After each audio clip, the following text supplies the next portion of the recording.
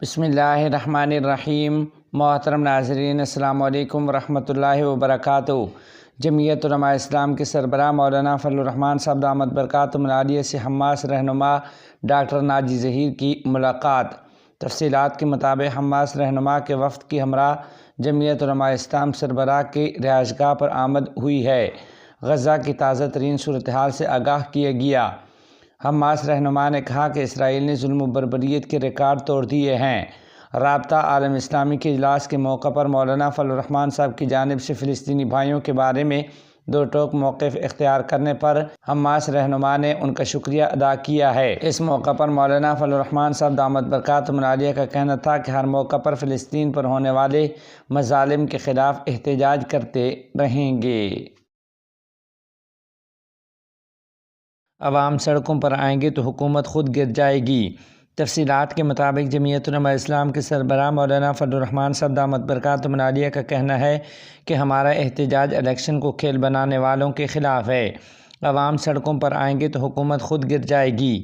مولانا فضل الرحمان صاحب نے نجی ٹی وی چینل کے پروگرام میں گفتگو کرتے ہوئے کہا کہ تحریک کا فوکس وہ قوت ہوگی جس نے نتائج تبدیل کیے، کیونکہ یہ حکومت ایسے نتائج پر بنی ہے جو ہمیں قبول نہیں ہیں۔ پاکستان تحریک انصاف سے رابطے کے سوال پر سربراہ جمعیت علماء اسلام مولانا فضل الرحمان صاحب نے کہا کہ پی ٹی آئی کا مجھ سے رابطہ نہیں، جرم کوئی اور کرتا ہے، ذمہ داری سیاستدان اپنے سر لے لیتے ہیں۔ احتجاجی تحریک کے حوالے سے ان کا کہنا تھا کہ رمضان المبارک کے بعد احتجاج ہوگا، عوامی اسمبلیاں لگائیں گے۔ اسلام آباد ہائی کورٹ کے ججز کے خط سے متعلق مولانا فضل الرحمان صاحب نے کہا کہ پہلی مرتبہ ہائی کورٹ کے ججوں نے بھی آواز اٹھائی ہے، ججوں نے دھونس، دھمکیوں اور مداخلت کی شکایت کی ہے۔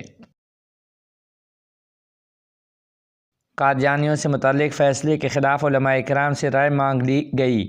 تفصیلات کے مطابق سپریم کورٹ نے قادیانی شہری کی ضمانت کے کیس میں علماء سے 2 ہفتے میں تحریری رائے طلب کر لی ہے۔ سپریم کورٹ میں مبارک احمد ضمانت فیصلے پر نظر ثانی درخواستوں کی سماعت ہوئی۔ عدالت نے تمام درخواست گزار علماء سے 2 ہفتے میں تحریری رائے طلب کر لی ہے۔ چیف جسٹس قاضی فیض عیسی نے کہا کہ اگر عدالت سے فیصلے میں غلطی ہوئی ہے تو اصلاح کریں گے، ڈنڈے اٹھا کر فساد کرنے سے بہتر ہے مناسب طریقہ اختیار کیا جائے۔ علماء سے قانونی رائے نہیں لیں گے، شریعت میں علماء کا علم ہم سے زیادہ ہے، اس پر رہنمائی لیں گے۔ علماء اپنی رائے عدالتی فیصلے میں اٹھائے گئے نکات تک محدود رکھیں، مزید سماعت علماء کی رائے جاننے کے بعد ہوگی۔ دوران سماعت جسٹس عرفان سعادت خان نے مفتی محمد تقی عثمانی صاحب دامت برکاتہم العالیہ کو عدالتی معاون مقرر کرنے کی تجویز دیتے ہوئے ریمارکس دیے کہ اگر اس بینچ کے دیگر 2 معزز ارکان اتفاق کریں تو میری تجویز ہے کہ جسٹس ریٹائر مفتی محمد تقی عثمانی صاحب دامت برکاتہم العالیہ کو کیس میں عدالتی معاون مقرر کیا جائے۔ اس پر چیف جسٹس نے ریمارکس دیے کہ ہم مفتی محمد تقی عثمانی صاحب دامت برکاتہم العالیہ سے اس کیس کے حوالے سے رائے حاصل کر چکے ہیں۔ بعد ازاں فاضل عدالت عظمیٰ نے مذکورہ نظر ثانی پٹیشنز کی سماعت ملتوی کرتے ہوئے تمام درخواست گزاروں کو اپنے تحریری دلائل 2 ہفتوں کے اندر جمع کرانے کی ہدایت کرتے ہوئے قرار دیا کہ جتنا وقت ہم تحریری دلائل جمع کرانے کے لیے دے رہے ہیں اتنا ہی وقت ہم اسے پڑھنے کے لیے بھی لیں گے۔ اس کے بعد مذکورہ نظر ثانی پٹیشنز کو سماعت کے لیے مقرر کیا جائے گا۔ چائلڈ کمیشن کا دارالعلوم دیوبند کو پھر نوٹس۔ تفصیلات کے مطابق چائلڈ کمیشن نے ایک مرتبہ پھر دارالعلوم دیوبند کی گھیرہ بندی کرنے کی کوشش کی ہے اور ایک نئے فتوے کے حوالے سے کچھ قابل اعتراض مواد کو لے کر ڈی ایم سہارنپور و ایس ایس پی سہارنپور کو مکتوب بھیج کر دارالعلوم دیوبند کے خلاف کارروائی کرنے کی ہدایت کی ہے۔ حالانکہ دارالعلوم دیوبند نے صاف کہا ہے کہ جس طرح کے فتوے کا حوالہ دیا جا رہا ہے ایسا کوئی فتویٰ ہماری سائٹ پر موجود نہیں ہے۔ ایسا معلوم ہو رہا ہے کہ national commission protection child right یعنی NCPCR دارالعلوم دیوبند کے فتووں کے خلاف مہم چلا رہا ہے، کیونکہ اس سے قبل 22 فروری کو 2 notice child commission Darul Uloom Deoband کے خلاف کارروائی کرنے کے لیے جاری کر چکا اور یہ اب تیسرا نوٹس ہے۔ NCPCR کے چیئرمین پریانک کانونگو نے مکتوب میں کہا کہ کمیشن کو دارالعلوم دیوبند کی ویب سائٹ پر مزید قابل اعتراض مواد ملا ہے۔ انہوں نے اتر پردیش پولیس کو ہدایت کی ہے کہ وہ دارالعلوم دیوبند کے خلاف اپنی ویب سائٹ پر گمراہ کن اور قابل اعتراض مواد کے لیے فوجداری مقدمہ درج کرے۔ دیوبند کی مسجدوں میں تیسرے جمعہ کو بھی نمازیوں کا ازدحام، جنگ بندی اور مسجد اقصیٰ کی بازیابی کے لیے خصوصی دعا۔ تفصیلات کے مطابق رمضان المبارک کی تیسری جمعہ کی نماز دیوبند کی متعدد مساجد میں خشوع و خضوع کے ساتھ ادا کی گئی۔ حالانکہ گرمی کے باوجود خوشگوار موسم کے دوران صبح سے ہی جمعہ کی تیاریاں دیوبند کی گلیوں میں نظر آ رہی تھیں۔ دارالعلوم کی مسجد رشید میں جامع مسجد امروہہ کے استاد حدیث و ممتاز عالم دین مفتی سید عفان منصور پوری نے نماز جمعہ ادا کرائی۔ خطبہ کے دوران مولانا نے فلسطین میں جنگ بندی اور مسجد اقصیٰ کی بازیابی کے لیے خصوصی دعا بھی کی ہے۔ انہوں نے اپنے بیان میں کہا کہ فلسطین میں جلد از جلد جنگ بندی ہو، ظالموں کو بے گناہوں کی خون ریزی کا سلسلہ بند کرنے پر مجبور کیا جائے۔ ہزاروں کی تعداد میں جمعہ کی نماز ادا کرنے والے فرزندان توحید نے قبلہ اول اور مسجد اقصیٰ کی بازیابی اور صہیونی قبضہ سے آزاد ہونے کی دعا کے ساتھ ساتھ مظلوم فلسطینیوں کے ساتھ اظہار یکجہتی کیا۔ دوسری جانب جمعیت علماء ہند کی تحریک پر جمعہ کے دن کو تحفظ اوقاف کے طور پر منائے جانے کے سلسلہ میں مفتی عفان منصور پوری دامت برکاتہم العالیہ نے کہا کہ اوقاف کی جدادیں ملت اسلامیہ کا عظیم اثاثہ ہیں۔ ہندوستان میں فی الوقت 5 لاکھ اوقاف کی جائیدادیں ہیں اور افسوس اس بات پر ہے کہ ان میں سے بہت سی جائیدادیں مسلمانوں کی تعمیر و ترقی کی بجائے سرکاری اور غیر سرکاری اداروں اور غاصبین کے تسلط میں ہیں۔ آئے دن سرکاری ایجنسیوں کی جانب سے سینکڑوں سالہ قدیم مساجد اور عبادت گاہوں کے انہدام کا معاملہ سامنے آتا رہا ہے۔ انہوں نے کہا کہ ان حالات کے پیش نظر جمعیت علماء ہند نے حسب روایت ملت اسلامیہ کو تحفظ اوقاف کے حوالے سے بیدار کرنے کے لیے آج جمعہ کے دن کو تحفظ اوقاف کے نام سے موسوم کیا ہے۔ مفتی عفان منصور پوری دامت برکاتہم نے کہا کہ بحیثیت مسلمان ہم سب کی ذمہ داری ہے کہ ملک بھر میں وقف املاک کے تحفظ کے لیے ہر ممکن جدوجہد کریں۔ نماز جمعہ کے بعد مسجد رشید میں ہی جمعیت علماء ہند کے قومی صدر مولانا سید ارشد مدنی صاحب نے پرمغز خطاب کیا اور ذکر کی اہمیت پر روشنی ڈالتے ہوئے انہوں نے کہا کہ ذکر کے ذریعے اپنے دلوں کو زندہ رکھو۔ سید کالونی کی مسجد میں نماز جمعہ سے قبل خطاب کرتے ہوئے دارالعلوم وقف دیوبند کے استاد حدیث مفتی عارف قاسمی نے خطاب کیا ہے۔ دیوبند کی دیگر مساجد میں بھی جمعہ کی نماز ادا کی گئی۔ دیوبند میں قرب و جوار سے آئے ہوئے لوگوں نے نماز کے بعد خریداری بھی کی، جس کی وجہ سے دیوبند کے بازار اور گلیاں پر رونق رہی ہیں۔ پاکستان اور افغانستان کے درمیان تجارت اور ٹرانزٹ سہولیات سے متعلق 2 طرفہ معاہدہ۔ تفصیلات کے مطابق امارت اسلامیہ افغانستان کے وفد کی قیادت صنعت و تجارت کے قائم مقام وزیر الحاج نور الدین عزیزی اور اسلامی جمہوریہ پاکستان کے نائب وزیر تجارت محمد خرم آغا کی قیادت میں وفد کے درمیان 2 طرفہ مذاکرات ہوئے ہیں۔ مذکورہ 2 روزہ مذاکرات میں تجارت کو سیاست سے الگ کرنے اور دونوں ممالک کے عوام کے مفادات کو مد نظر رکھتے ہوئے بغیر کسی رکاوٹ کے تجارتی اور راہداری تعلقات پر زور دیا گیا اور درج ذیل معاہدے کیے گئے ہیں۔ دونوں وفود کے درمیان APTA معاہدے کے بارے میں بات چیت ہوئی اور یہ فیصلہ کیا گیا کہ APTA معاہدے کو 2 ماہ کے اندر حتمی شکل دی جائے۔ اس بات پر اتفاق کیا گیا کہ پاکستانی فریق اگلے 6 ماہ میں کراچی کے بندرگاہوں میں بین الاقوامی کنٹینر سے علاقائی کنٹینرز کراس شپنگ میں سامان کی منتقلی میں سہولت فراہم کرے گا۔ ترجیحی تجارت کے حوالے سے ایک معاہدہ کیا گیا کہ دونوں فریق برآمدی سامان کے 10 اشیاء کو ٹیرف ترجیح دیں گے، جن میں سے 8 زرعی اور 2 اشیاء صنعتی ہیں۔ آزمائشی مدت کے طور پر 1 سال کے لیے ٹرکوں کی نقل و حرکت کے لیے ایک عارضی آزاد اجازت نامے پر اتفاق کیا گیا جو مئی 2024 عیسوی سے نافذ کیا جائے گا۔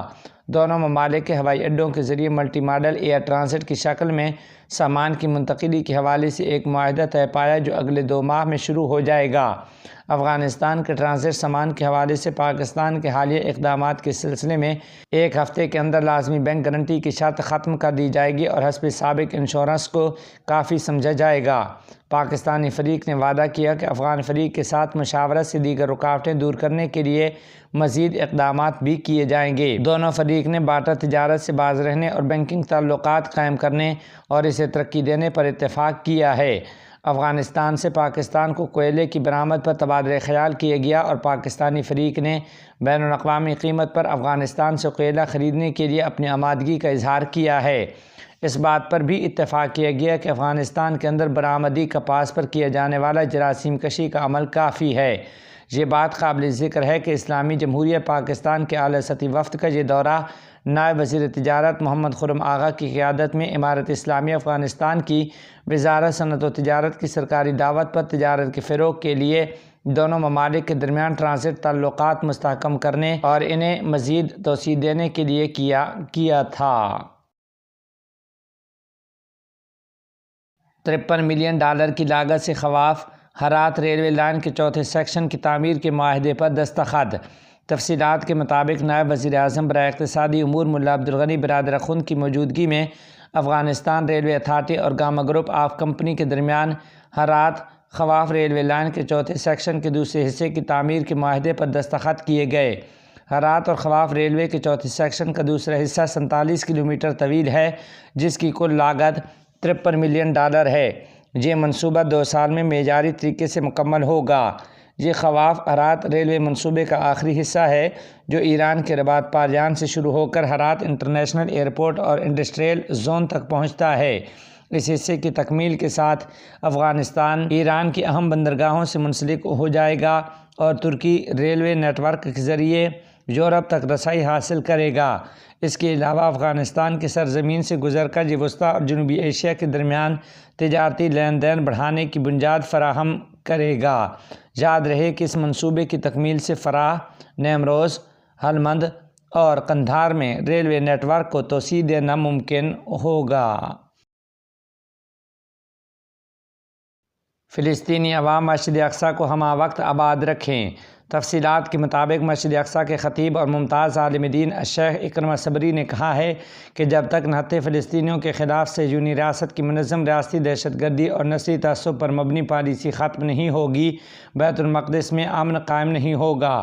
مرکز اطلاعات فلسطین کے مطابق مسجد اقصی میں ماہ سیام کے تیسرے جمعہ کے اجتماع سے خطاب میں انہوں نے کہا کہ اسرائیل کی تمام تر رکاوٹوں کے باوجود بیت المقدس، مغربی کنارے اور شمالی فلسطین کی سن 1948 کے علاقوں سے بھی بڑی تعداد میں شہری نماز جمعہ کی ادائیگی کے لیے قبلہ اول میں پہنچے ہیں۔ انہوں نے کہا کہ فلسطینی قوم تمام تر مشکلات کے باوجود مسجد اقصی کو آباد رکھے تاکہ غاصب صہیونیوں کی نسل پرستانہ سازشوں اور ریشہ دوانیوں کا مقابلہ کیا جا سکے۔ انہوں نے کہا کہ اسرائیلی پولیس اور فوج کی جانب سے فلسطینی شہریوں کو مسجد اقصی میں عبادت کی غرض سے آنے کے لیے روکنے کی پوری کوشش کی جا رہی ہے۔ جمعہ کی نماز سے قبل بھی صہیونی دشمن سیکورٹی فورسز نے فلسطینی نمازیوں کو جگہ جگہ روکنے کی پوری کوشش کی، تاہم اس کے باوجود ہزاروں فلسطینی مسجد اقصی میں نماز جمعہ کے لیے پہنچنے میں کامیاب ہو گئے تھے۔ دریں اثنا مسجد اقصی کے خطیب الشیخ اکرمہ صبری نے غزہ کی پٹی میں جاری اسرائیلی جارحیت کو دور جدید کا بدترین قتل عام قرار دیا۔ انہوں نے کہا کہ اسرائیلی ریاست طاقت کے نشے میں معصوم فلسطینی بچوں، خواتین اور بے گناہ شہریوں کا قتل عام کر کے اپنے مذموم عزائم کے حصول کی مکروہ کوشش کر رہی ہے۔ انہوں نے کہا کہ بیت المقدس اور مسجد اقصی کے قرب و جوار میں کشیدگی کا ذمہ دار اسرائیل ہے۔ انہوں نے مزید کہا کہ صہیونی ریاست کی جانب سے فلسطینی شہریوں کے خلاف نہ صرف طاقت کا استعمال کیا جا رہا ہے بلکہ نسل پرستی کے بدترین مظاہر دیکھنے کو مل رہے ہیں۔ جب تک صہیونی ریاست کی نسل پرستانہ سرگرمیاں اور دہشت گردی ختم نہیں ہوگی، اس وقت تک بیت المقدس میں امن قائم نہیں ہو سکتا۔ حماس نے مسلمانوں سے فلسطین مارچ کی اپیل کر دی ہے۔ تفصیلات کے مطابق فلسطین کی مزاحمتی تنظیم حماس کے ملٹری کمانڈرز نے دنیا بھر کے مسلمانوں سے فلسطین کی جانب مارچ کی اپیل کی ہے۔ اسرائیلی میڈیا کے مطابق حماس کے ملٹری کمانڈر محمد الزیف کی جانب سے جاری آڈیو بیان میں پاکستان، ملیشیا، اردن، لبنان اور دیگر عرب اور اسلامی ممالک سے فلسطین کی جانب مارچ کرنے کی اپیل کی گئی ہے۔ محمد الزیف کا کہنا تھا کہ کل نہیں بلکہ آج اور ابھی فلسطین کی طرف مارچ کریں۔ اسرائیلی میڈیا نے جہاد کا وویلا کرتے ہوئے کہا ہے کہ حماس کمانڈر نے کہا کہ مسجد اقصی کو آزاد کروانے کے لیے سرحدوں اور پابندیوں کو رکاوٹ نہ بنائیں۔ اسرائیلی اخبار کے مطابق رمضان المبارک کے فوری بعد اسرائیل نے رفح میں 6 ہفتوں تک حملوں کی منصوبہ بندی کر لی ہے۔ ان حملوں کے بعد غزہ سے فلسطینیوں کو بے دخل کیا جائے گا اور اسرائیل مصر کو باضابطہ اطلاع دے گا۔ امام کا نماز کے دوران موبائل پر قرآن پڑھنے نے ہنگامہ کھڑا کر دیا۔ تفصیلات کے مطابق مصر میں ایک خوش الحان قاری کی جانب سے موبائل فون پر نماز میں قرآن پاک پڑھنے کے واقعہ نے ایک نیا تنازع کھڑا کر دیا ہے۔ مصری پیش امام نماز کے دوران موبائل فون سے قرآن پاک پڑھتے ہوئے نظر آئے، جس پر سوشل میڈیا پر ان کے خلاف تنقید کی لہر دوڑ گئی۔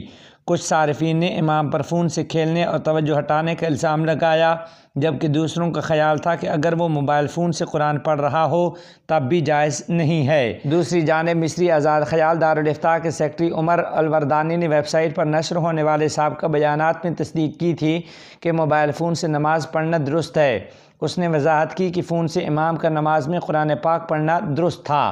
انہوں نے کہا کہ امام کے لیے قرآن دیکھ کر نماز پڑھنا جائز ہے، وہ کاغذ کے نسخے کی بجائے موبائل فون سے قرآن پاک دیکھ کر پڑھ سکتے ہیں۔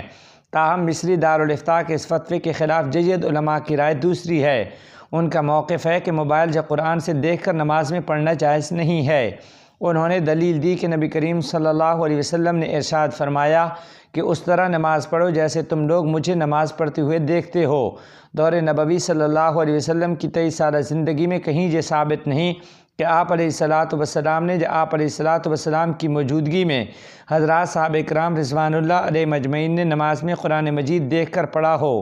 حتیٰ کہ ابتدائی دور میں تو نماز میں بات چیت کرنے کی اجازت بھی تھی، لیکن اس دور میں بھی دیکھ کر پڑھنا ثابت نہیں۔ دوسری دلیل وہ یہ دیتے ہیں کہ عبداللہ ابن عباس رضی اللہ تعالیٰ عنہما فرماتے ہیں کہ ہمیں امیر المؤمنین عمر بن خطاب رضی اللہ تعالیٰ عنہ نے اس بات سے منع کیا کہ امام قرآن دیکھ کر امامت کرے، اور اس بات سے منع کیا کہ نابالغ امامت کرے۔